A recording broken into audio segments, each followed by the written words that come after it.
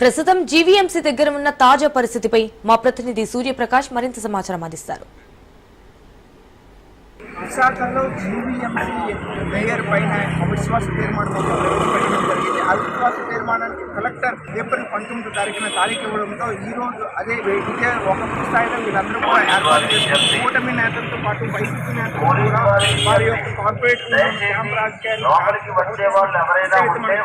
ప్రస్తుతం భారీ బందోబస్తు నడుమ జీవీఎంసీ సమావేశం కూడా భారీ బందోబస్తు కార్పొరేటర్లందరూ కూడా ప్రస్తుతం వాళ్ళందరూ కూడా ఒక ప్రముఖ హోటల్లో ఉండడం అయితే కనిపిస్తూ ఉంది. అక్కడ నుండి నేరుగా ఇక్కడికి తీసుకొచ్చి ప్రస్తుతం వెంటనే ఈ యొక్క ప్రాంతంలో సమావేశ మందిరానికి అయితే వాళ్ళు తీసుకొచ్చే ప్రయత్నం అయితే చేస్తున్నారు. అదే సమయంలో వైసీపీకి సంబంధించిన 30 మంది కార్పొరేటర్లు కూడా ప్రస్తుతం కేరళ మరియు కొలంబియాలో ఉన్నట్టయితే సమాచారం అందుతుంది. ఈ ప్రాంతం అంతా కూడా మనం విజువల్స్ లో అయితే పూర్తిగా చూడొచ్చు. లోపల మొత్తం అన్ని ఏర్పాట్లు కూడా సంసిద్ధం చేయడం అయితే జరిగింది. ప్రస్తుతం ఇక్కడ పోలీసు వాళ్ళందరూ కూడా ఈ యొక్క ఐడి కార్డు కంపల్సరీ క్యారీ చేయాలి. జీవీఎంసీలో ఐడి కార్డు లేని ఎడల లోపలికి అనుమతింపబడదు. ఇక్కడ ఉన్న ప్రదేశం ఖాళీ చేయమని కోరుచున్నాము. పోలీసు వారితో సహకరించగలరు. ఐడి కార్డ్స్ ఉన్న వాళ్ళు మాత్రమే లోపలికి అనుమతించే ప్రయత్నం అయితే చేస్తున్నారు.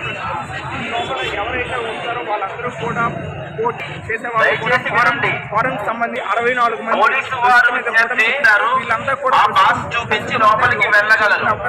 పాస్ లేని ఎడల లోపలికి అనుమతింపబడదు. అలానే దయచేసి పోలీసు వారితో సహకరించవలసిందిగా కోరుచున్నాం. చెందే అవకాశం ఉంటుందనే విషయాన్ని అయితే మనకి స్థానికంగా మనకు వస్తున్న సమాచారం.